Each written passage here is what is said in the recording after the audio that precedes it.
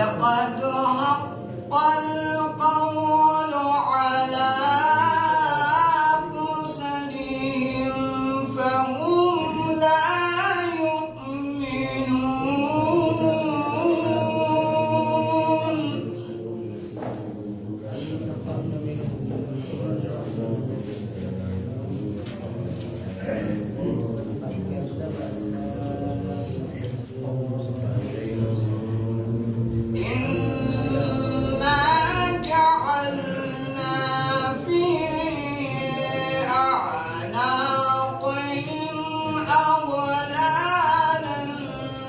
فهي إلى الأذقان فهم مقمحون.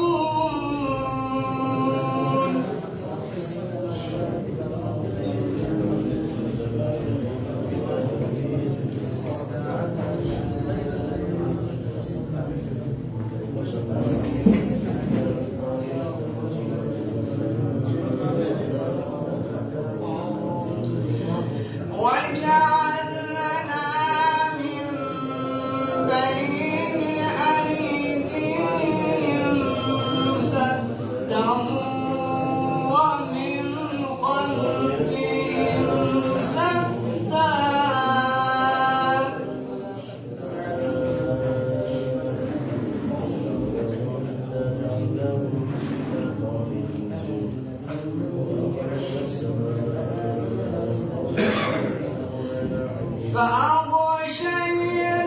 فأغشيناهم فهم لا يبصرون.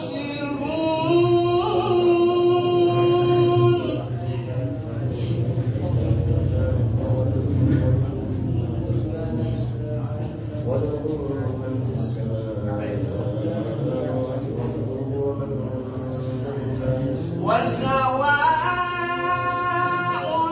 عليهم أنذرتهم أم لم تنذرهم لا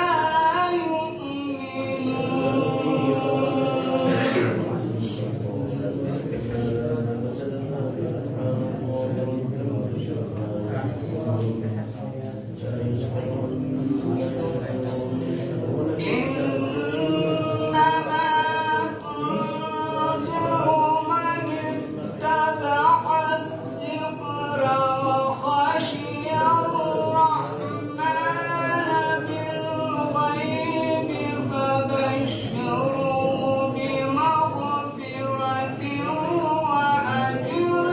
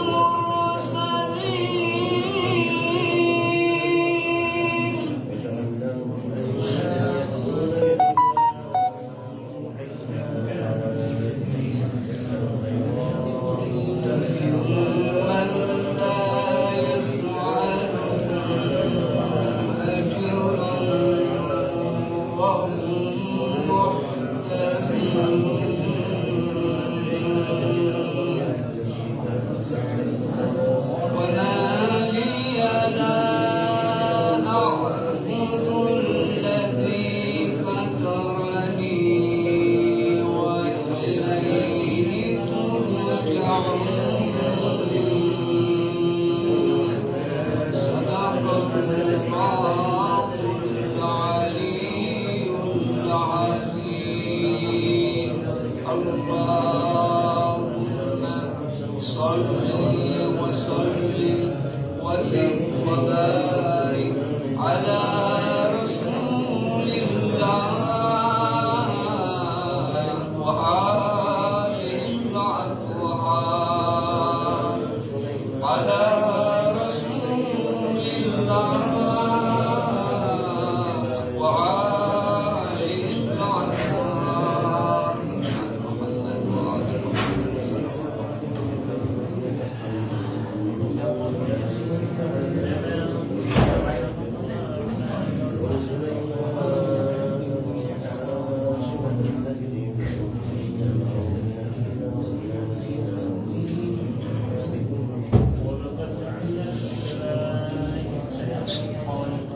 صلو علی محمد و آل محمد.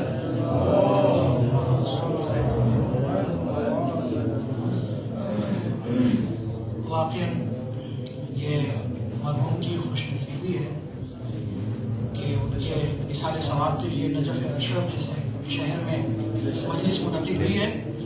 اسی حوالے سے چند اشعار جو میں نے لکھے ہیں پیش کر رہا ہوں، سماعت فرمائیں. ایک اور سلوات پڑھیں بر محمد و آل محمد. کیا شان ہے نجف کی، سماعت فرمائیں سے. ہم سے نہ پوچھیں آپ کی کیا کیا نجف میں ہے، دونوں جہاں کا آقا و مولا نجف میں ہے. دونوں جہاں کا آقا و مولا نجف میں ہے. سماعت فرمائیں کہ نام و نشان مٹ گیا اے ماویہ تیرا. نام و نشان مٹ گیا اے ماویہ تیرا. زوبار میرے مولا کا روزہ نجف میں ہے. زوبار میرے مولا کا روزہ نجف میں ہے. اور قبر امام تیری زیارت کے واسطے انس و ملک کا آنا و جانا نجف میں ہے. اور یہ بھی مرحوم کے اصحال ثواب کے لیے یہ شعر پڑھ رہا ہوں کہ قبر امام تیری زیارت کے واسطے انس و ملک کا آنا و جانا نجف میں ہے. اور مومن کی روح نکلے کہیں بھی جہان میں. مومن کی روح نکلے کہیں بھی جہان میں. مرنے کے بعد لوٹ کے آنا نجف میں ہے. مرنے کے بعد لوٹ کے آنا نجف میں ہے. مہدی نے اس لیے لکھے مدح و ثنا کے شعر، مدح امام ہم کو سنانا نجف میں ہے. مدح امام ہم کو سنانا نجف میں ہے. صلوات پڑھیں پر محمد و آل محمد.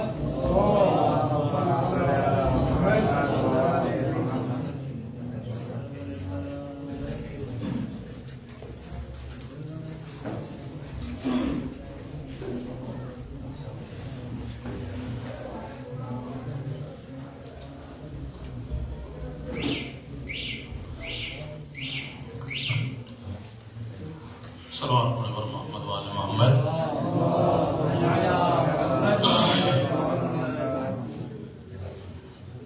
ایک اور صلوات کا سہارا دیں.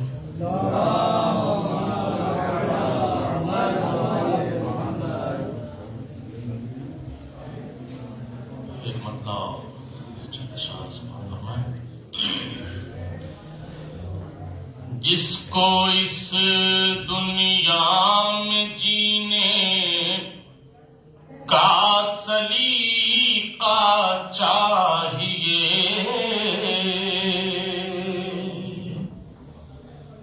جس کو اس دنیا میں جینے کا سلیقہ چاہیے،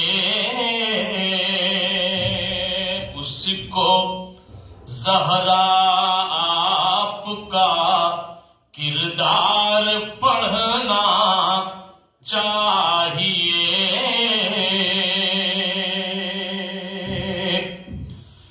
قاتل زہرا کی کرتے ہیں حمایت آج جو،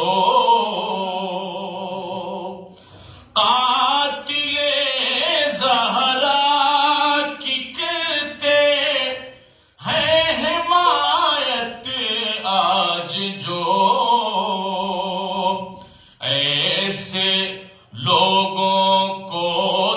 بس لعنت وغیرہ چاہیے. ایسے لوگوں کو تو بس لعنت وغیرہ چاہیے. اور نام زہرا پر لٹائیں دولت دل کھول کے. نام زہرا پر لٹائیں دولت دل کھول کے. رزق میں اپنے کسی کو گر اضافہ چاہیے. رزق میں اپنے کسی کو گر اضافہ چاہیے.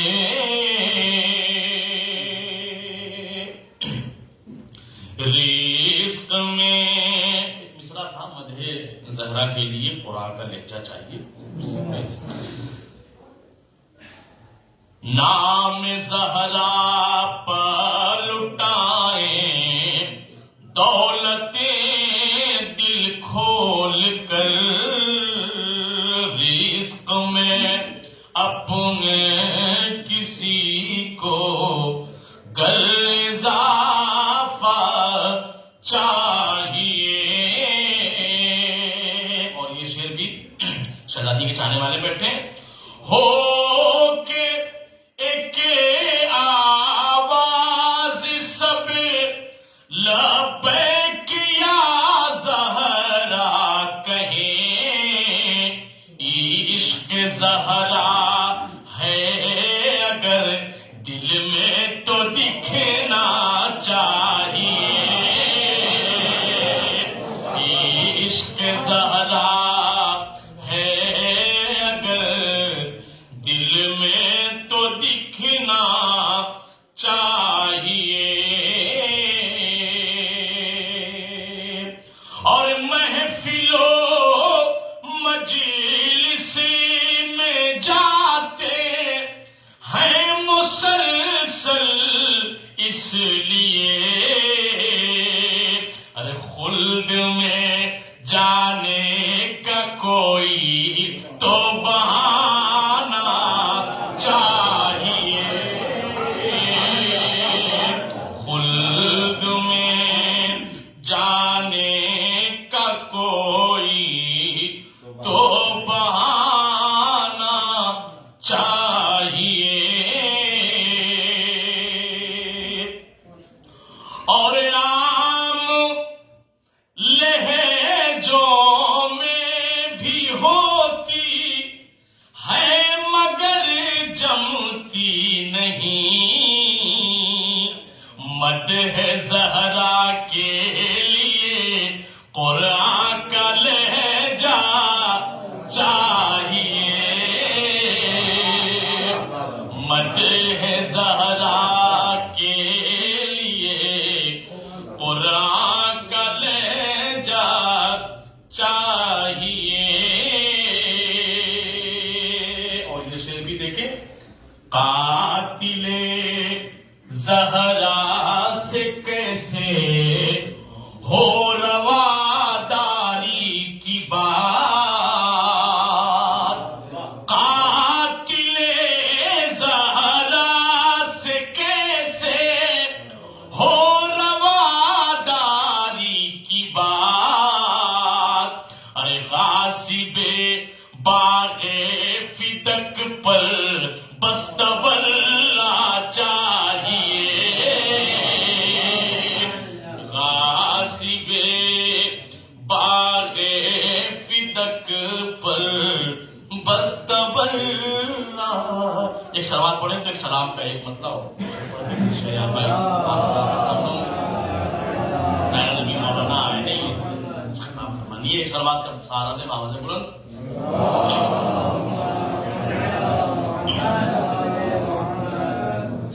صدف لبوں سے جو نکلے ہیں ثنا کے موتی،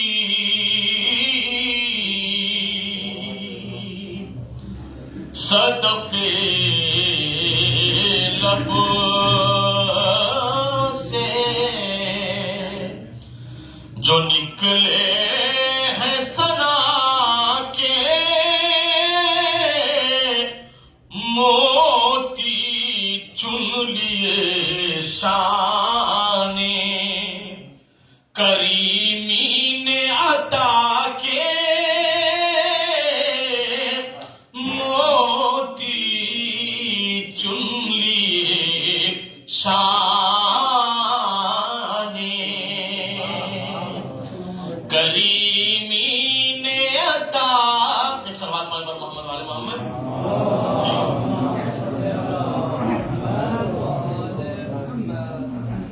ایک اور سلوات کا سہارا دے۔ چن لیے شان کریمی نے عطا کے موتی، بس ایک دوسرے کی سمجھ، چن لیے شان سامنے میرے تیرے لال و گوہر کچھ بھی نہیں، سامنے میرے تیرے لال و گوہر کچھ بھی نہیں، میری تسبیح میں ہے خاک شفا کے موتی، میری تسبیح میں ہے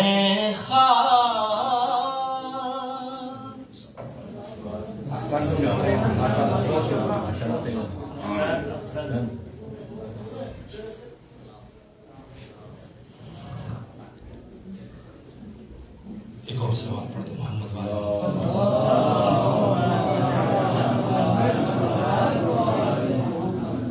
سب سے پہلے عسکری بھائی کی خدمت میں تعزیت پیش کرتا ہوں اور ایک مطلب چند اشعار آپ کے حوالے سے سماعت فرمائیں گے۔ سر پہ اپنے خوشبوؤں کا گھر اٹھا لاتا ہے باپ، سر پہ اپنے خوشبوؤں کا گھر اٹھا لاتا ہے باپ، گلستان زندگی کا گل نظر آتا ہے باپ، اور پوچھئے ان بچوں سے جب ان کا مر جاتا ہے باپ، کس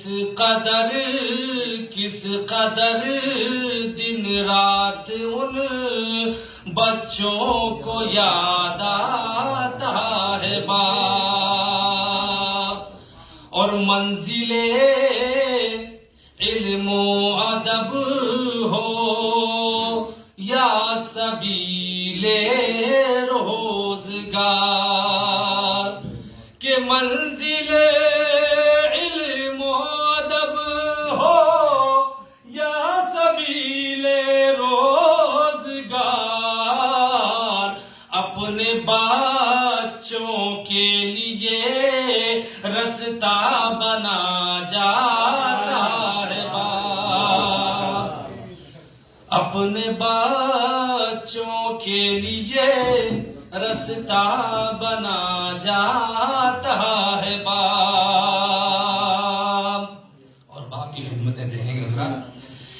پاؤں رکھنا راہ پر بچوں کو جب آتا نہیں،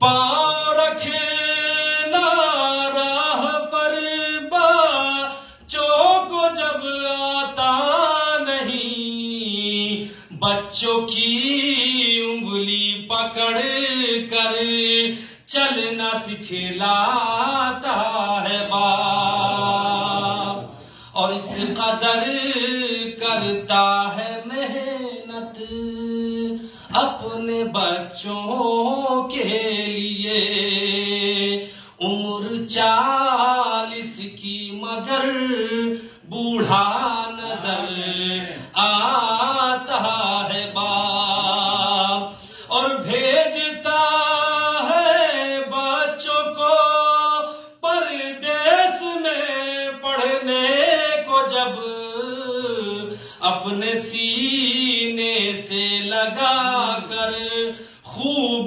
سمجھاتا ہے باپ، اور ہاتھ میں تصویر لے کر باپ کی روتا ہے وہ، ہاتھ میں تصویر لے کر باپ کی روتا ہے وہ، جب کسی بچے کا دنیا سے چلا جاتا ہے باپ، اور کیا گزرتی ہے سکینہ پہ ذرا پوچھے کوئی، کہ کیا گزرتی ہے سکینہ پہ ذرا پوچھے کوئی، سجدہ خالق میں جب سر اپنا کٹواتا ہے باپ۔ آخری شعر دیکھیں گے کہ بچے جا کر دفن کر دیتے ہیں مٹی میں انہیں،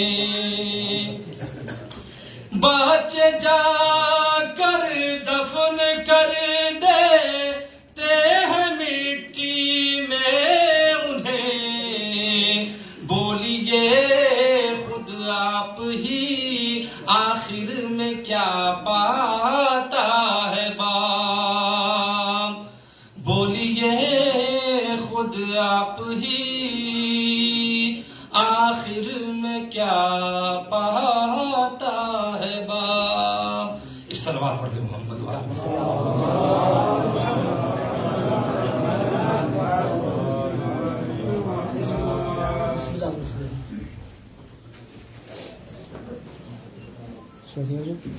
میک سے کر دیجیے۔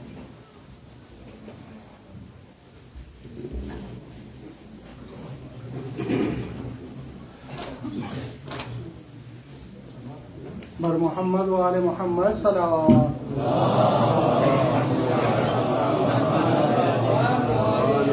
نعرہ تکبیر، نعرہ تکبیر، نعرہ رسالت، نعرہ رسالت، حسینیت، حسینیت، یزیدیت، یزیدیت، نعرہ حیدری، بر محمد و آل محمد صلوات۔ تھوڑا آگے ہو جائیے تاکہ بعد میں آنے والوں کی جگہ تھوڑا آگے ہو جائیے، تھوڑا سا آگے ہو جائیے تاکہ بعد میں آنے والوں کو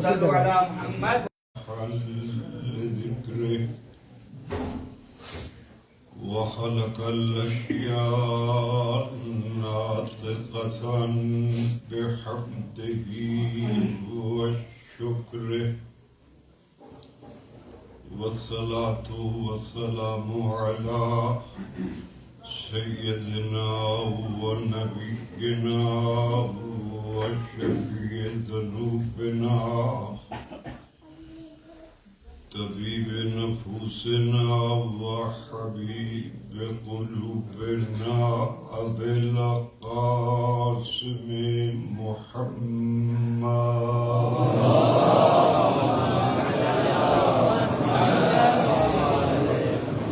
وصلى الله على محمد وآله الطيبين الطاهرين المعصومين الذين أذهب الله عنهم الرجس وطهرهم تطهيرا.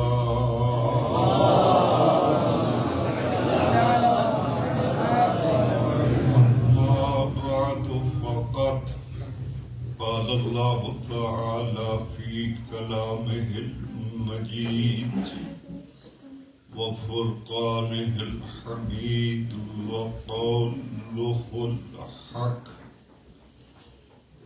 بسم الله الرحمن الرحيم.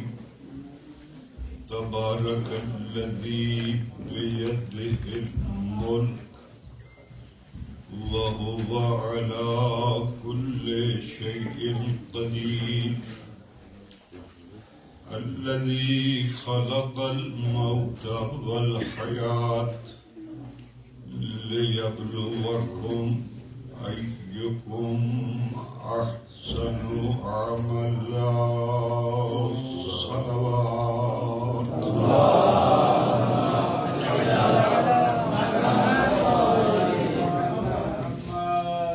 اشارے ثواب کی یہ مجلس سید صفدر عباس زیدی مرحوم ابن سید مصطفیٰ حسین زیدی مرحوم، خداوند عالم ان کو جوار رحمت میں جگہ عطا فرمائے اور بروز محشر شفاعت اہل بیت کا مستحق قرار فرمائے اور ہم سب کا اس مجلس میں شرکت کرنا بارگاہ خداوند کی قبول و منظور فرمائے. ہمیں اور ہمارے مرحومین کو بروز محشر شرمندگی سے محفوظ فرمائے. میں آغاز میں ہی پہلے التماس کروں گا ایک سورہ فاتحہ کی مرحوم کے لیے.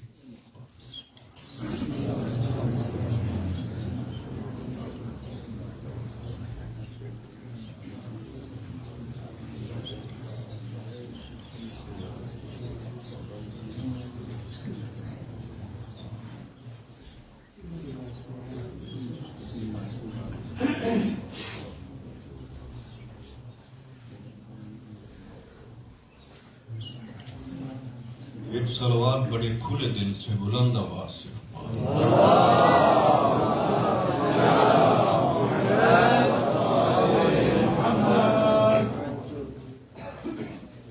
سورہ ملک کی آیہ مبارکہ کو میں نے انتخاب کیا ہے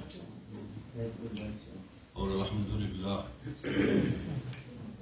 اشارے ثواب کی یہ مجلس ہے تمام نسبتوں سے بہت ہی عظیم مجلس ہے. علم و عمل کی یہ سرزمین کہ جس میں حضرت آدم سے لے کر ہزارہا انبیاء جو ہیں وہ اس سرزمین میں امانت کے طور پر خداوند عالم نے اس زمین کی قسمت میں ان بزرگان شخصیات کو رکھا ہے اور پھر سامعین کے اعتبار سے الحمدللہ صاحبان علم ایک سے بڑھ کر ایک جو ہے موجود ہے اور یقیناً یہ اشعال جو ہے مرحوم کے لیے بہت بڑی سعادت ہے.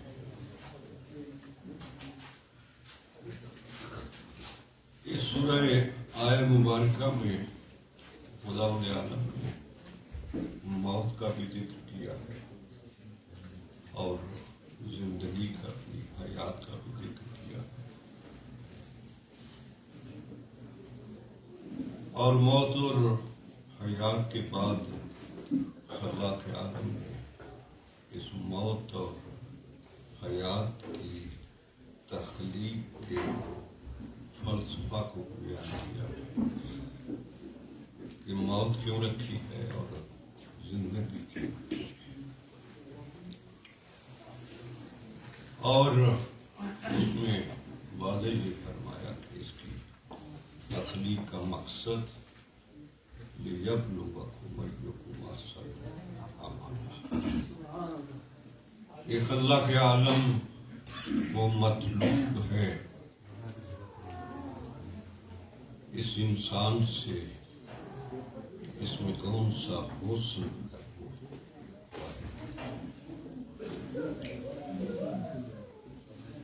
موت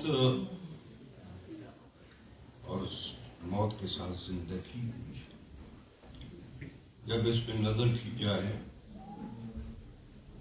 تو نہ حضرت انسان کو زندگی سے، حیات سے اتنی محبت تھی، اور نہ ہی مرنے پہ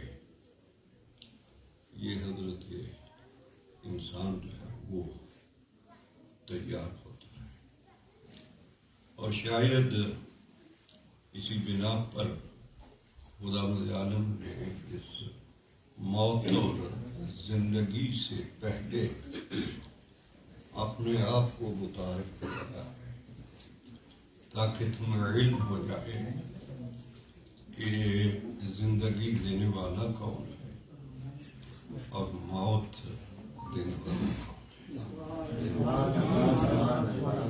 کون ہے، اور خود اپنے ہی کمال حسن کو دیکھتے ہوئے خود اپنے کو داد دے رہا ہے کہ تبارک الذی بیدہ الملک، کہ کتنی بلند ذات، کتنی بابرکت ہے کہ جس کے ہاتھ میں ملک ہے۔ ظاہر ہے کہ ہر چیز کی معرفت اس کے علاوہ کون جانتا ہے؟ وہ جانتا ہے اللہ۔ اس کی معرفت کے حوالہ سے تو اگر کسی معصوم سے پوچھا جائے کہ ماں ہوا، تو جواب میں وہ بھی یہی کہتے ہیں کہ ہوا۔ وہ جانتا تھا کہ جن کو میں کہہ رہا ہوں کہ میری ذات وہ ذات ہے کہ بیدہ الملک، کہ جس کے ہاتھ میں ملک ہے، ملک، حکومت، اقتدار۔ کن کو کہہ رہا ہوں کہ وہ جو چھوٹے چھوٹے قطعات عرضی کو تسلط کرنے کے بعد اپنے آپ کو صاحب ملک سمجھ بیٹھتے ہیں، تو کہا کہ میں یہ بھی بیان کر جاؤں کہ جس ملک پہ میری دسترس ہے اس کا حدود اربا کیا ہے، اس میں وسعت کتنی ہے، کہا کہ وہ علی کل شیء قدیر، کہ اگر میری قدرت کو دیکھنا ہے تو جہاں جہاں پر تمہیں شے نظر آئے گی وہاں پر تمہیں میرا اقتدار بھی نظر آئے گا۔ اور کن کو، جن کو یہ علم ہی نہیں ہے کہ کس کس ذرے کو شے کہا جاتا ہے، کہ ہوا علی کل شیء قدیر۔ اور پھر خیال آتا ہے کہ جب ہمیں اتنی وسعت ہی نہیں کہ ہم شے کی حقیقتوں سے اور شے کے وجود کی وسعت کا جب ہمیں علم ہی نہیں ہے تو پھر ہم پر تو نے اپنی معرفت واجب کیوں کی ہے کہ جب ہمارے ذہنوں میں وسعت ہی نہیں، ہم جان ہی نہیں سکتے، تو پھر یہ معرفت کیوں واجب ہے؟ تو اس کی حقیقتوں کا علم اس وقت ہوتا ہے کہ جب وہ ہر شے پر قدرت رکھتا ہے اور ہمیں اس کی قدرتوں تک رسائی ہی نہیں ہے، تو پھر یہ معرفت واجب کیوں کی گئی؟ تو پھر کہہ دیا کہ کل شیء احصیناہ فی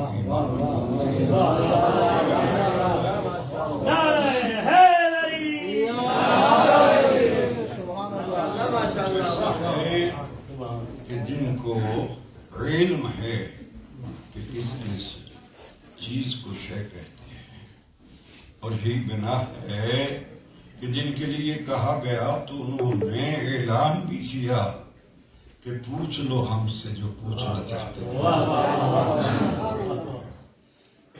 پھر اس کے بعد اعلان کیا کہ الذی خلق الموت والحیات، میں خالق ہوں، کس کا؟ موت کا بھی اور اس حیات کا بھی، زندگی کا بھی۔ ایک عجیب کیفیت سامنے آتی ہے کہ اسلوب آیت کلام الہی یہ تھا کہ تبارک الذی بیدہ الملک وہو علی کل شیء قدیر، کہ بات تو قدرت کی ہو رہی تھی، اب یہ اسلوب تبدیل کیوں کیا ہے کہ الذی خلق الموت والحیات، کہ میں خالق ہوں؟ یہ کیوں نہیں کہا کہ میں قادر ہوں موت دینے کا، حیات دینے کا؟ یہ کیوں کہہ دیا کہ الذی خلق الموت، میں خالق ہوں؟ تو معلوم ہوتا ہے کہ جہاں پر قدرت کی اقتدار کی بات آتی ہے وہاں پر یہ بھی تصور ہوتا ہے کہ کبھی کبھی اقتدار میں کمی بھی آ جاتی ہے اور کبھی اقتدار میں استحکام بھی آ جاتا ہے۔ خدا نے یہاں موت کی تخلیق پر اور زندگی کی تخلیق پر قدرت کی بات نہیں کی، اپنی تخلیقی ملکہ کی بات کی ہے کہ قدرت میں تو کبھی آدم کا تصور آ جاتا ہے، مگر جہاں ملکہ ہوا کرتا ہے وہاں پر کسی کمی کا تصور ہی نہیں کیا خلق الموت، میں خالق ہوں۔ اور یہ بھی ایک عجیب اسلوب ہے کہ کہہ رہا ہے کہ الذی خلق الموت، کہ میں خالق ہوں موت کا، جبکہ ہم دیکھتے ہیں کہ حیات پہلے ہے اور موت بعد میں ہے۔ چاہیے تو یہ تھا نعوذ باللہ کہ الذی خلق الحیات، کہ میں خالق ہوں حیات کا، پھر کہتا کہ موت کا، موت پہلے اور حیات بعد۔ یہ تقدم اور تاخر کلام میں ایک حیثیت رکھتا ہے، اور پھر وہ جس قرآن کے بارے میں کہا ہی یہ جائے کہ یہ اعجاز ہے جو میں نے اپنے پیغمبر کو دیا ہے، اور یہ ایک ایسا اعجاز ہے کہ اعجاز تو ہر نبی کو خدا نے دیا ہے، اور اعجاز معجزہ دیتا ہی اس لیے ہے تاکہ اس دور میں رہنے والے جو ہے وہ میرے نمائندہ کے آگے عاجز آ جائیں۔ خدا نے کسی کو عصا دیا، को मसीहा बनाया, किसी को लोहा नरम करने की सलाहियत बख्शी, मगर हमारे पैगंबर को खुदावंद आलम ने ये एक ऐसा एजाज अता किया है। अगर उस पे गौर करें तो जितने भी एजाजात हैं, जितने भी मौजज़े हैं, वो उस दौर और उस जमाना में तो यकीनन वो एजाजी कैफियत रखते हैं, मगर जब वो दौर गुजर जाता है तो वो एजाज खबर की हैसियत इख्तियार कर लेता है। और जब कोई चीज खबर में आ जाती है तो ये अब आपके सामने कहना कोई हैसियत ही नहीं रखता कि जब खबर हो तो फिर खबर तो वो है कि जिसमें सिद्क का भी एहतमाल होता है और इल्म का भी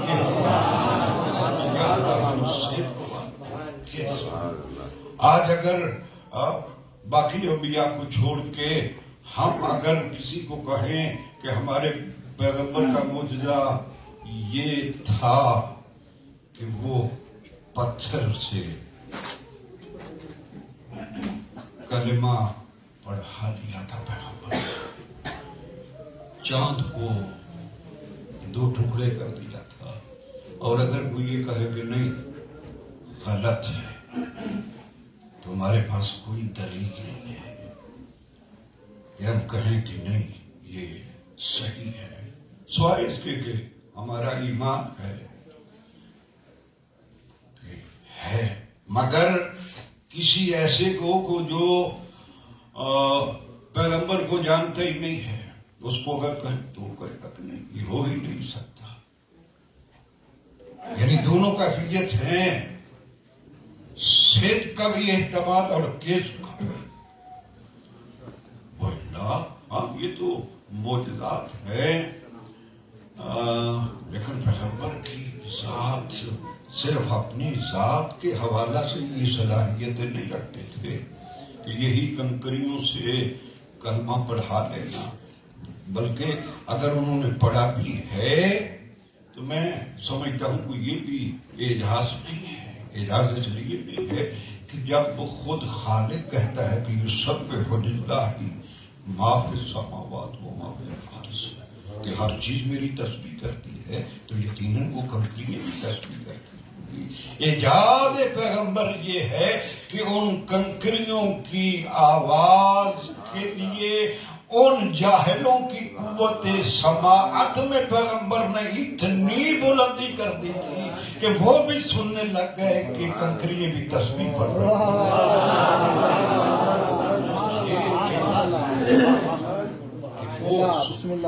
अगर आज अगर कहें तो अगर कोई ना माने तो वो कहे, और होगा भी इसलिए कि खबर है, ये तमाम इसमें। लेकिन खुदावंद आलम ने हमारे पैगंबर को वो कुरान, वो किताब अता की है, और साथ चैलेंज भी दिया है कि अगर इसको एजाज नहीं समझते हो तो जाओ, तुम्हें चैलेंज है कि सिर्फ तुम्हें ही नहीं, अगर आपने अपना मददगार फरिश्तों को बनाना है, जिन्नात को बनाना है, बना लो, मगर इस तरह की कलाम नहीं बना सकते।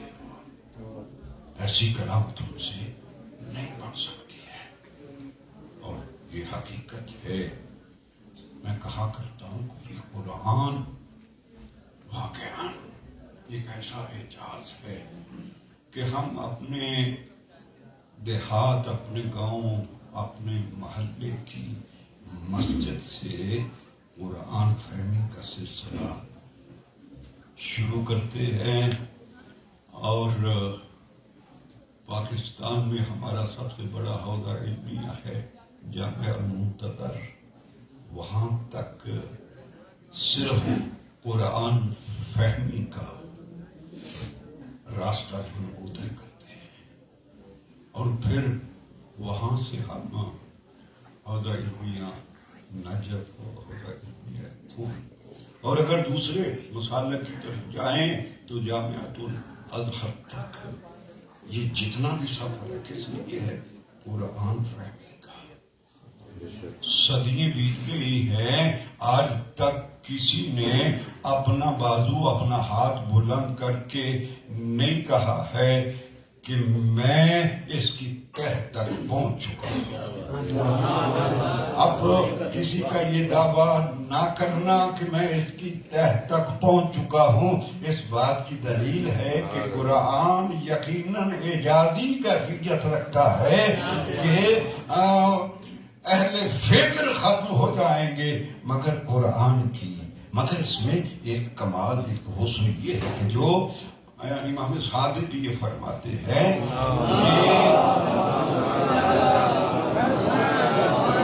یہ ایک ایسا بحر عمیق ہے کہ جس میں بہت سارے خزانے جو ہیں نا وہ پڑے ہیں، مگر کہا کہ اس قرآن کے بحر عمیق میں کمال یہ ہے کہ ہر سمندر میں غوطہ زن ہر غوطے پہ کامیاب اور کامران ہو کے نہیں لوٹتا ہے۔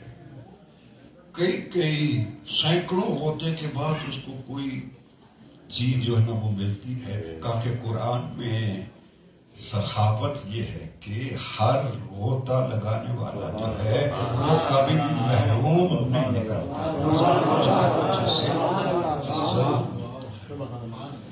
اب اس قرآن کے اسلوب کو کہ الذی خلق الموت، موت کا خالق اور حیات کا خالق، یہ تقدم اور تأخر اس کی دو ہی کیفیتیں ہیں۔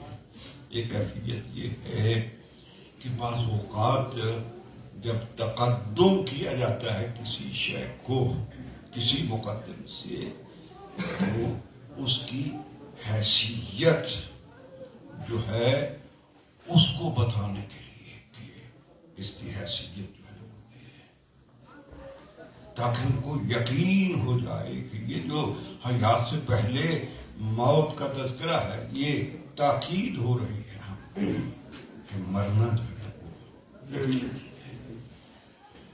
اور ایک اور بھی میری نظر میں روایت گزری کہ معصوم سے پوچھا گیا کہ یہ الذی خلق الموت والحیات، یہ تقدم اور تاخر کیا ہے؟ تو جواب میں یہ کہا گیا کہ تمہیں یہ جو اس اسلوب پہ تعجب ہو رہا ہے وہ اس بنا پر ہے کہ جس شے کو تم موت سمجھتے ہو موت کا خالق اس موت کو تمہاری فکر والی موت نہیں سمجھتا، اور جس کو تم حیات سمجھ بیٹھے ہو زندگی سمجھ بیٹھے ہو خدا کی نظر میں وہ زندگی نہیں ہے، کہ وہ موت بھی کچھ اور ہے اور حیات بھی کچھ اور ہے۔ بلکہ یہ موت جس کا تذکرہ ہو رہا ہے یہ موت ایسی ہے کہ جس کے آنے کے بعد بندے کے آگے حیات جو ہے نا وہ روشن ہو جاتی ہے، اور وہ حیات بھی کون سی حیات ہے جس کو قرآن نے کہا ہے کہ مرنے کے بعد ہم تمہیں حیات طیبہ، یعنی ایک پاکیزہ زندگی، ایسی پاکیزہ زندگی، پاکیزہ اس کو کہتے ہیں کہ جس میں کسی قسم کا وائرس نہ ہو، نہ کورونا کی پرابلم ہو، نہ کسی اور شکل کہا کہ پاکیزہ زندگی۔ شرط یہ ہے کہ تمہارا عمل اس قابل ہو۔ موت ہے کیا؟ قرآن نے اس موت کو ایک راہ کا، ایک جادہ کا، ایک راستہ کا جو ہے نا وہ تصور کیا ہے کہ وہی جو سورہ جمعہ میں الحمدللہ آپ جمعہ پہ تلاوت کرتے ہیں کہ خداوند عالم نے سب سے پہلے تو ان لوگوں سے کہا کہ اگر تم یہ گمان کرتے ہو کہ ہم اللہ کے قریب ہیں فتمنوا الموت، پھر تم موت کی تو تمنا کرو، خواہش کرو. یعنی تمنا موت کو صداقت کی دلیل قرار دیا ہے. تمنا کرو موت کی. پھر خود کہتا ہے کہ نہیں، ولا یتمنون، مجھے معلوم ہے تم کبھی بھی موت کی تمنا نہیں کرو. کہا کیوں نہیں کرو گے؟ اس لیے کہ موت وہ راہ ہے کہ فَإِنَّهُ مُلَاقِيكُمْ، کہ جو سڑک، جو راستہ، جو جادہ جو ہے وہ بندے کو خدا سے ملا دیتا ہے. کہا کہ یہ موت ایک راستہ ہے، ایک راہ ہے. اور یہ بھی آپ جانتے ہیں کہ راستے پہ چلنے والا ہر مسافر جو ہے وہ منزل مقصود تک نہیں پہنچ پاتا. کہ جو اس نے معین کیا ہے جہاں اس نے جانا ہے، اس جگہ پر، اس مرکز پر، اس طلب پر نہیں پہنچ پاتا. اور بعض ایسے ہیں کہ جو ارادہ کرتے ہیں وہ منزل پر پہنچ جاتے ہیں. یہ بنا ہے کہ اس موت کو دو حصوں میں تقسیم کیا ہے. ایک موت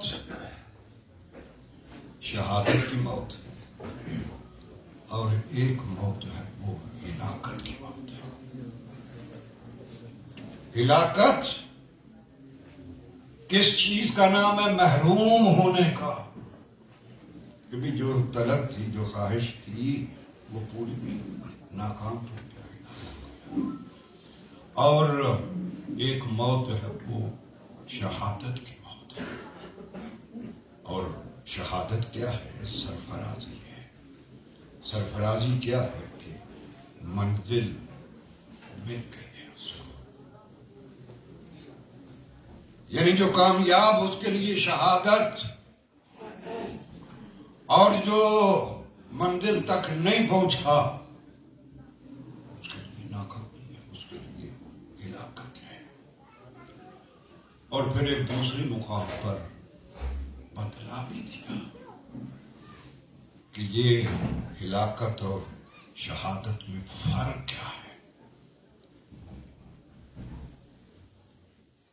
موت اور شہادت، اس کا تصور کیا. یا ایھا الذین آمنو، ہے ایمان والو. اور یہ فرق بیان کرتے ہوئے بھی خطاب جو ہے وہ صاحبان ایمان کو ہے کہ یا ایھا الذین آمنوا استجیبوا للہ والرسول. اے صاحبان ایمان سن لو، جب بھی تمہیں اللہ اور اس کا رسول آواز دیتا ہے فوراً آواز پہ لبیک کہہ دیا کرو. اس لیے کہ جو اللہ اور رسول کی آواز پہ لبیک کہتا ہے تو خدا اس کو زندگی عطا کرتا ہے، اس کو حیات عطا کرتا ہے. یعنی کیسی تفریق بتلا دی کہ جو اللہ اور رسول کی آواز پہ لبیک کہے، اور لبیک کہنے کے بعد اگر وہ اس کا جسم اور اس کی روح میں تفریق بھی آ جائے تو وہ مرتا نہیں ہے، اس کو حیات عطا کر دی جاتی ہے. اور جو اللہ اور رسول کی آواز پہ لبیک نہیں کہتا ہے، خاموش ہو جاتا ہے، پھر ان میں اگر اتنی قوت آ جائے کہ پہلے وہ بڑھاپے کے عالم میں چل نہیں سکتے تھے، مگر اللہ کے رسول نے بلایا ڈرتے ہوئے، ان میں اتنی قوت آئی کہ وہ پہاڑوں پہ چڑھ گئے. پہاڑوں پہ چڑھنے کے بعد ادھر دیکھتے ہیں اپنے ساتھیوں کو اور دیکھ کے کہتے ہیں کہ کاش تم بھی آ جاتے ہمارے پاس، ہمارے ساتھ تم بھی آ جاتے تو آج تمہیں یہ دن نہ دیکھنا پڑتا کہ تمہارا خون بہہ گیا ہے، تمہارے اعضاء گھوڑوں کی ٹاپوں سے پامال ہو گئے ہیں۔ ابھی یہ سوچ ہی رہے تھے اور اپنے کارناموں پر اپنے آپ کو خود ہی داد دے رہے تھے کہ ادھر سے آواز آئی، اے خبردار، جو اللہ کی راہ میں قتل ہوتے ہیں ان کو مردہ نہیں کہنا ہے، ان کو مردہ نہیں کہنا ہے، وہ مردہ نہیں، انہوں نے لبیک کہی ہے۔ اور پھر جب ان کو یہ آواز آئی ہے جن کا خون بہہ گیا ہے وہ مردہ نہیں، اور جو بھاگنے والے ہیں وہ مردہ نہیں، کہا کہ نہیں، خداوند عالم ان کی حوصلہ افزائی کے لیے، احترام کے لیے کہہ رہا کہ وَلَا تَقُولُوا لِمَن يُقْتَلُ فِي سَبِيلِ اللَّهِ، کہ جو اللہ کی راہ میں قتل ہوتے ہیں ان کو مردہ نہیں کہنا ہے۔ کہا مر تو گئے ہیں مگر یہ ان کا ایک ریکارڈ ہے کہ انہیں مردہ کہنا نہیں ہے۔ پھر آواز آئی وَلَا تَحْسَبَنَّ الَّذِينَ قُتِلُوا فِي سَبِيلِ اللَّهِ، جو اللہ کی راہ میں قتل ہوتے ہیں ان کے بارے میں سوچنا بھی منع ہے کہ یہ مر گئے، یہ نہیں مرے۔ گویا اصل زندگی اللہ الرسول کی آواز پہ لبیک کہنا ہے۔ یہی بات ہے کہ کون اس کو دلیل بنا سکتا ہے کہ جس کو اتنا یقین دلا دیا جائے، اتنا یقین کہ مجھے معلوم ہو کہ آگے گڑھا ہے، اگر میں نے اس میں قدم رکھا تو گر جاؤں گا، اور گرنے کے بعد کیا ہوگا؟ مر جب کو موت آ جائے گی۔ تو دیکھتے ہوئے یقین رکھتے ہوئے کہ یہ موت ہے تو یقیناً وہ خودکشی میں آئے گی۔ کہ جب تمہیں معلوم ہے کہ میں گرا مر جاؤں گا تو کیوں قدم رکھا؟ مگر ایک ایسی منزل ہمارے سامنے آتی ہے کہ ایک شخصیت کسی کو بلا کے کہتی ہے کہ ہم جا رہے ہیں اور آپ نے ہماری جگہ پہ لیٹنا ہے، آپ نے ہماری جگہ پہ لیٹنا ہے۔ کیوں؟ کہا مجھے یہ خبر نہیں ہے۔ کہنے کون لگا ہے؟ وہ کہہ رہا ہے کہ جس کو ابو جہل جیسا جاہل بھی کہتا ہے کہ تو صدیق بھی ہے اور تو امین بھی ہے، کہ تو نے کبھی دعوی نبوت تو بات کی بات ہے، وہ پہلے کہہ رہے تھے تو نے کبھی جھوٹ نہیں بولا، کبھی امانت میں خیانت نہیں کی ہے، وہ کہہ رہا ہے۔ اور ساتھ یہ کہہ رہا ہے کہ یہ بھی میں اپنی طرف سے نہیں، میرے خالق نے مجھے کہا ہے، میرے معبود میرے رب نے یہ کہا ہے کہ آج اس بستر پہ تو نے نہیں سونا، اگر سوئے گا تو مشرکین نے طے کر لیا ہے، وہ تجھے قتل کر دیں گے۔ میں جا رہا ہوں اور آپ میری جگہ پر لیٹ جائیں۔ یہ کمال علی ہے، وہ اللہ نے پوری دنیا میں دیکھا ہے، اور اس دور میں تو ہم نے بہت ہی دیکھا ہے جب سے یہ دہشت گردی چلی ہے۔ جان بچانے کے لیے بھیس بدلے جاتے ہیں، جان دینے کے لیے بھیس نہیں بدلا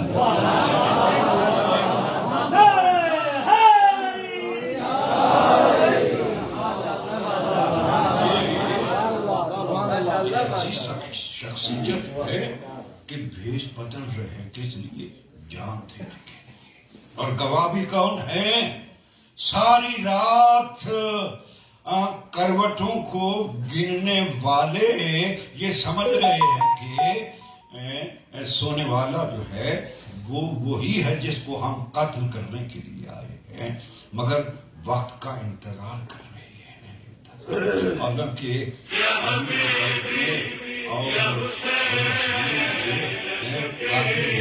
یقیناً فرق تھا، مگر جب علی لیٹے ہیں ہر روز مشرکین دیکھنے والے پہچان نہیں رہے ہیں۔ معلوم ہوا کہ وہ بھی مشاہدہ کروایا جا رہا تھا کہ جب علی مسند رسالت پر بیٹھتا ہے یا لیٹتا ہے تو پھر محمد کے قد میں اور علی کے قد میں تفریق نہیں ہوا۔ اتنا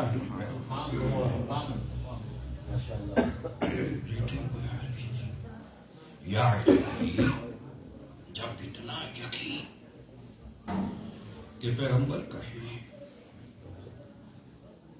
اور ساتھ کہے کہ مجھے اللہ نے دیکھا ہے، تو پھر آپ عموماً ہم کہہ دیا کرتے ہیں کہ سو گئے، جب یہ کہانی بیان کرتی ہے کیا بیان کرتی ہے کہ علی سو گئے؟ نہیں، یہ تو طے ہے کہ خدا کسی کو بھی کسی ایسے عمل کا حکم ہی نہیں دیتا جو عامل کے اختیار میں نہ ہو۔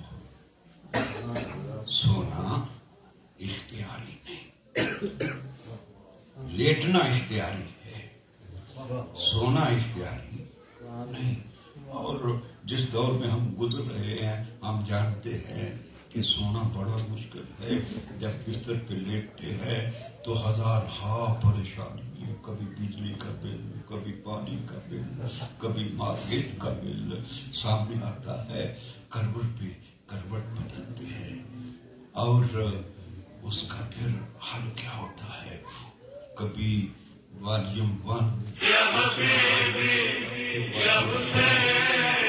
اس سے بھی کام نہیں چلتا، اور وہ بھی اس لیے کہ اس کے کھانے سے باڈی میں تھوڑا سا سکون، اور جب سکون آ جاتا ہے تو پھر نیند بھی آ جاتی ہے۔ اب کمال علی اتنا ہے کہ حکم لیٹنے کا ہے، مگر لکھنے والے مورخ نے کہا کہ لیٹا نہیں، سویا ہے، اور سویا بھی اس انداز سے ہے کہ شاید کروٹ بھی نہیں بدلی کہ مشرکین کو علم نہ ہو سکا کہ سونے والا کون ہے۔ وہ یہی سمجھتے رہے کہ محمد ہے۔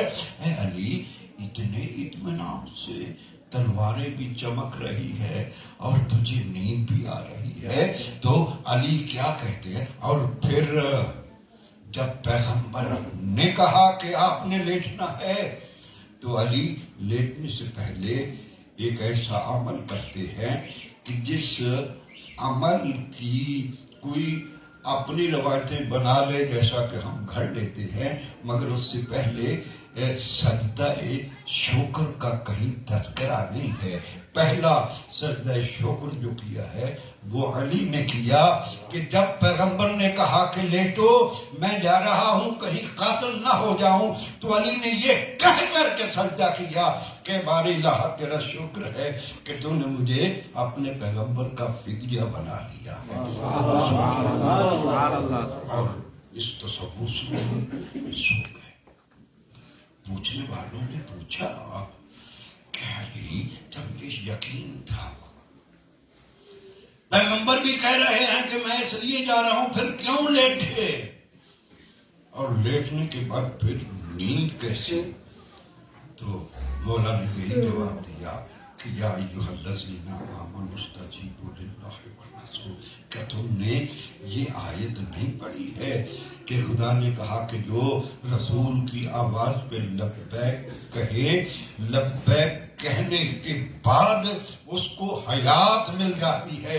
جب مجھے حکم ہوا تو پھر میں نے یہ کہہ کر کے مسند پیغمبر پہ اپنے آپ کو جلوہ فروز کیا کہ علی، آج بستر پہ سونا تیرے لیے حیات ہے اور نہ سونا تیرے لیے موت ہے۔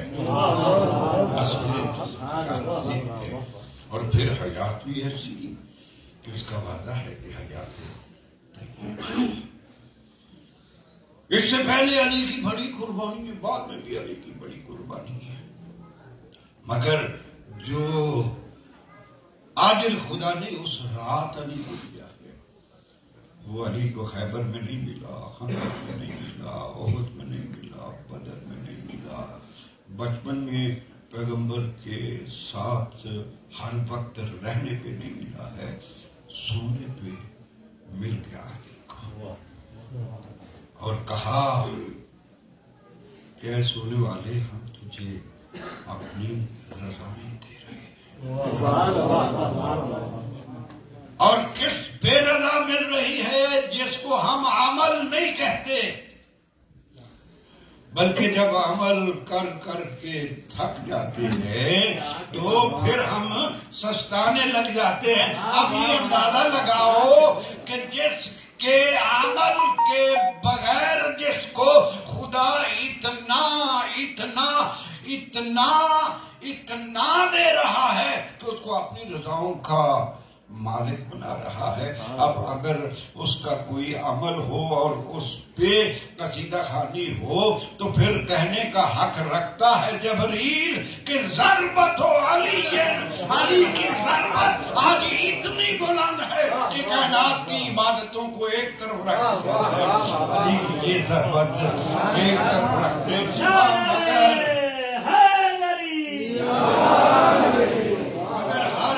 ایک بات پہ ہر شاعر کے شعر پہ جب داد دی جاتی ہے تو ہر بندہ اپنی چاہت کے مطابق، اپنی ضرورت کے مطابق، اپنی حیثیت کے مطابق میں کہا کرتا ہوں کہ علی تیرے اس عمل پہ ہماری طرف سے جو داد ہے نا، جو تم نے ہمیں سرفرازی عطا کی ہے، ہماری داد یہی ہے کہ پوری دنیا کے مسلمان سپیکروں پہ کھڑے ہو کر یہ آوازیں کستے رہے کہ الصلاۃ خیر من النوم، نماز سونے سے بہتر ہے۔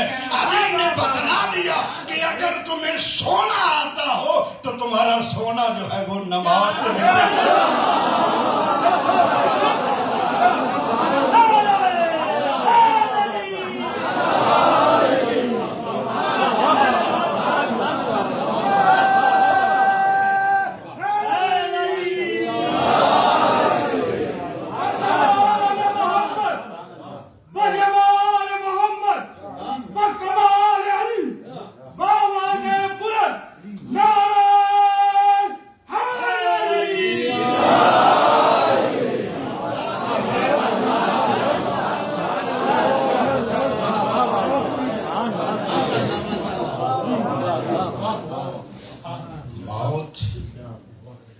نام ہے حکم پیغمبر سے انحراف، اور زندگی نام ہے حکم پیغمبر پہ لبیک۔ اب میرے لیے جو مشکل ہے وہ یہ ہے کہ اپنے طور پہ مجلس کا میں نے ابھی اسٹارٹ کیا ہے،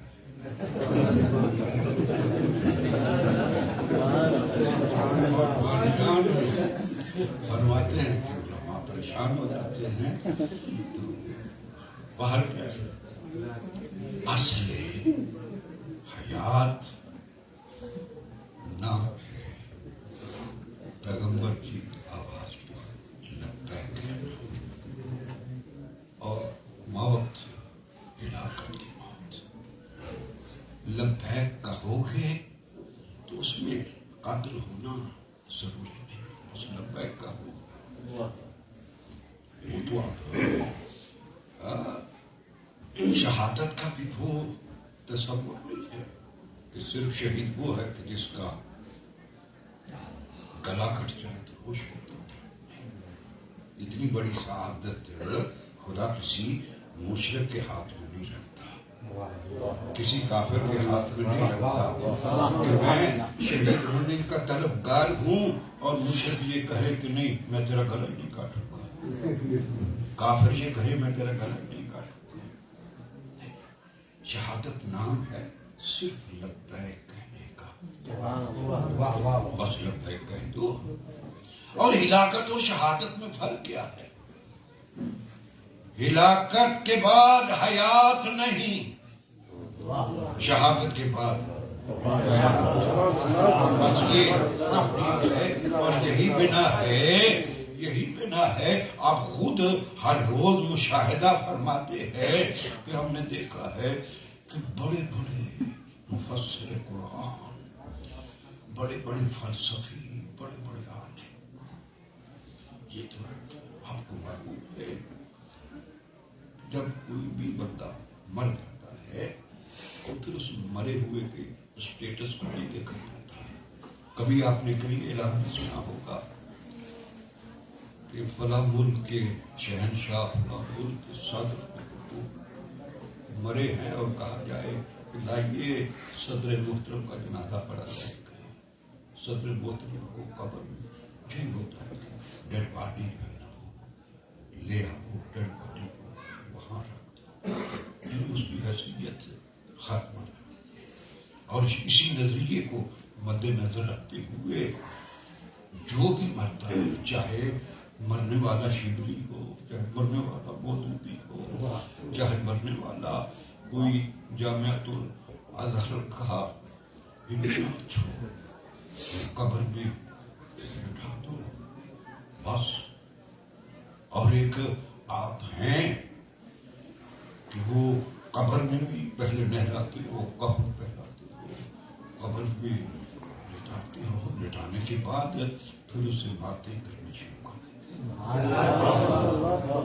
باتیں، اور صرف باتوں کی حد تک ہی نہیں، اسماع ہی نہیں، ذات افہام بھی کہا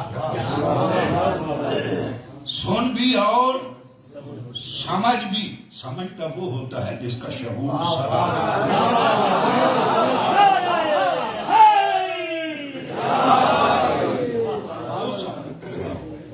اور پھر آپ تو عرب ملک میں رہ رہے ہیں، عربی سے آگاہ ہے، ہمیں معلوم ہے، ہم دیہات کے لوگ ہیں، ہم ایسے لوگوں کو بھی جانتے ہیں کہ جن کو عربی سے کوئی آگاہی نہیں، بڑی مشکل سے کلمہ بھی یاد کروایا جاتا ہے، وہ بھی مرتے ہیں تو ان کو بھی جھنجھوڑ کے اسمع سن افہام سمجھ۔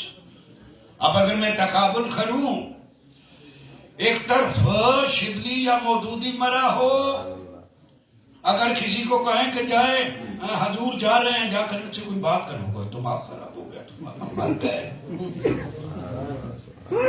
وہ نہ سنتے ہیں نہ سمجھتے ہیں۔ اور دوسری طرف جس کو عربی آتی نہیں تھی، کہتے ہیں کہ جاؤ اس سے عربی میں بات کرو، یعنی وہاں عالم مرے تو کہتے ہیں کہ بس کچھ نہیں، یہاں ملنگ مر جائے کہتے ہیں کہ اس سے عربی میں گفتگو کرنی ہے، اور سمجھ بھی لے۔ معلوم ہوتا ہے موت کچھ اس طرح کی ہے، وہاں عالموں کو بے شعور بنا دیا گیا ہے اور یہاں جاہلوں کے شعور کو بلند کر دیا گیا ہے۔ وہاں سن بھی لے اور سمجھ بھی لے۔ بات کیا ہے؟ بات یہ ہے کہ موت کے بعد حیات اس کو ملتی ہے جس نے رسول کی آواز پہ لبیک کہا ہو۔ جو لبیک کہتے ہیں ان کو زندگی ملتی ہے، جنہوں نے لبیک نہیں کہا وہ شعور رکھنے کے بعد بے شعور ہو جاتے ہیں۔ پیغمبر نے آواز دی تھی، خدا نے آواز دی تھی کہ کلا اسألکم علیہ اجرا مودۃ فی القربی، میرے قریبیوں سے مودت رکھنا ہے۔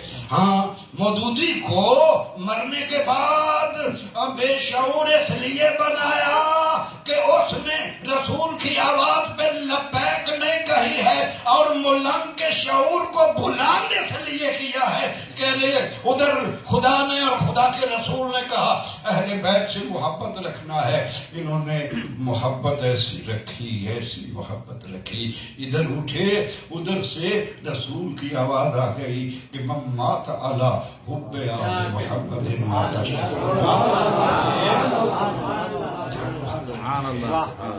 یہ شعور رکھتا ہے، یہ شہید کہتے ہیں اس کو ہے کہ جس میں شعور ہو، جو شاہد ہو، گواہ ہو۔ محترم، مرنا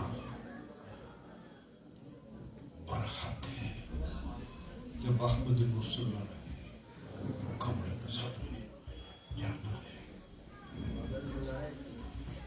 اور یہ سانحات ناقابل برداشت ہوتے ہیں۔ یہ وہی جانتا ہے جس کا بیٹا اس دنیا سے اٹھے، یہ وہی بیٹا جانتا ہے جس کا باپ سے اٹھے۔ رویا بھی جب جاتا ہے وہ اپنی محرومیوں پہ، رویا جانے والے کون یاد رکھتا ہے، ایک دن دو دن وہی، مگر اس موت کو آسان کر دیا ہے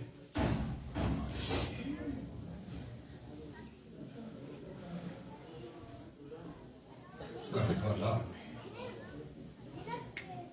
اور یہ چیزیں برداشت سے باہر نہیں سکتی۔ یقیناً جو مرحوم اس دنیا سے گئے اس کے سارے رشتے موجود کی فطرت ہے، بیٹے بھی ہوں گے، بیٹی بھی ہوں گے، بھائی بھی ہوں گے، بہنیں بھی ہوں گے، دوست بھی ہوں گے، ساتھی بھی ہوں گے، مگر جب ہم کسی بھی مرحوم کے سراہانے پہ کھڑے ہوتے ہیں دکھ ضرور ہوتا ہے، مگر کچھ تسکین بھی مل جاتی ہے کہ جب ہم اس کو غسل دیکھیں، اس کو قبر دیکھیں، بڑی عزت سے اس کو اٹھا کے قبر کی طرف لے جاتے ہیں تو خیال آ جاتا ہے ایک ایسے گھر کا خیال کہ جو دنیا میں سب سے عظیم، جن گھروں کے لیے خدا نے بھی کہا کہ ان گھروں کو بلند رکھنا ہے، اس گھر میں کبھی بھی کوئی جنازہ نہ ہو، باعزت نہیں۔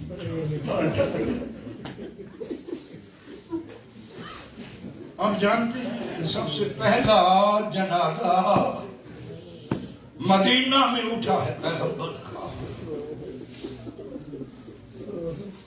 نسبتیں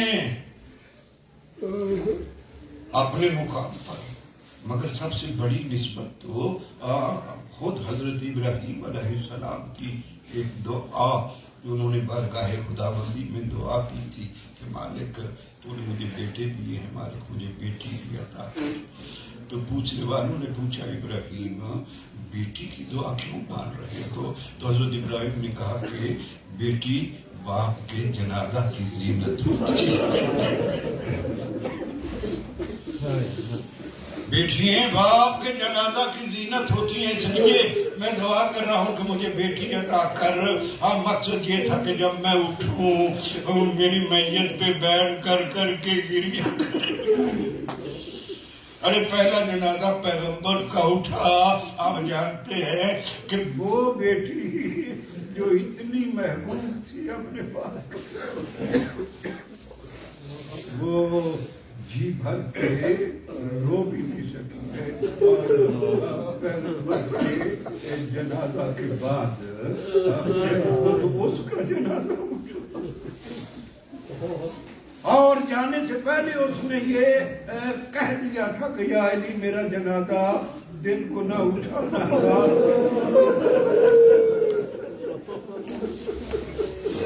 اور ساتھ یہ بھی کہہ دیا کہ میرے جنازے کی خبر نہ دینا،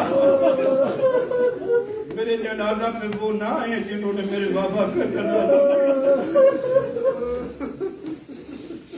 اور پھر پھر تیسرا جنازہ اسی گھر کا، اب وہ بھی اٹھا تو وہ بھی معلوم ہے آپ کو رات کی تاریکی میں اٹھا، اور اس کے بعد عجیب رنگ سے وہ جنازہ اٹھا کہ آج تک جب گھر سے میت اٹھا لی جاتی ہے تو پھر واپس نہیں لوٹا،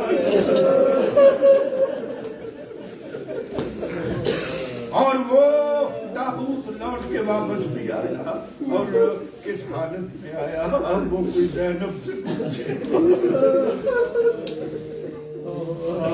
مگر قسمت بڑی عجیب ہے، ایک مصیبت کے بعد جب دوسری مصیبت آتی ہے تو پہلی بھول جاتی ہے، دوسری کے بعد تیسری مصیبت آتی ہے تو دوسری بھول جاتی ہے، آخر میں ایک ایسا جنازہ بھی ہے کہ بیٹا بڑی حسرت سے کھڑا ہوا ہے، اور کھڑے ہوئے کو دیکھ کر کے جناب زینب دوڑ کے قریب آئی، یا سجاد اب تو ہی تو میرا ایک سوال ہے، سجاد میں تیرے پیشانی پہ موت کا پسینہ دیکھ، سجاد آگے سے یہی کہتے پھوپھی اماں کاش میں مر گیا، ارے پھوپھی اماں بچاؤ، پھوپھی اماں میں کھڑا ہوا اور میں اپنے بابا کے قریب نہیں جاؤں، ارے مجھ پہ واجب ہے کہ میں اپنے بابا کو غسل دوں، اپنے بابا کو قبر پہ اور ادارو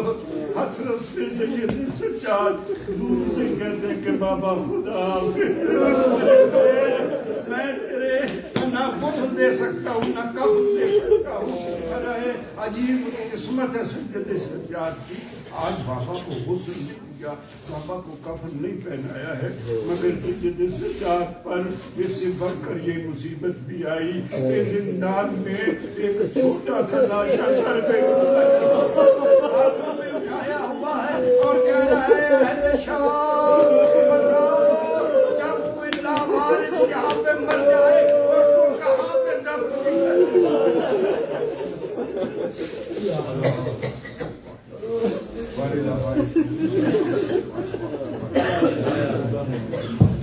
والدہ اس مجلس کا ثواب جو ہے مرحوم کی روح کو بھی صاف فرما، ورود محشر کی عزاداروں کے ساتھ شفاعت اہل بیت سب کو مستحق قرار فرما، والدہ ہمارے تمام مرحوم فرما، انہیں قبر میں آسانی عطا فرما، برزخ میں اطمینان عطا فرما، ورود محشر میں شرمندگی سے محفوظ فرما،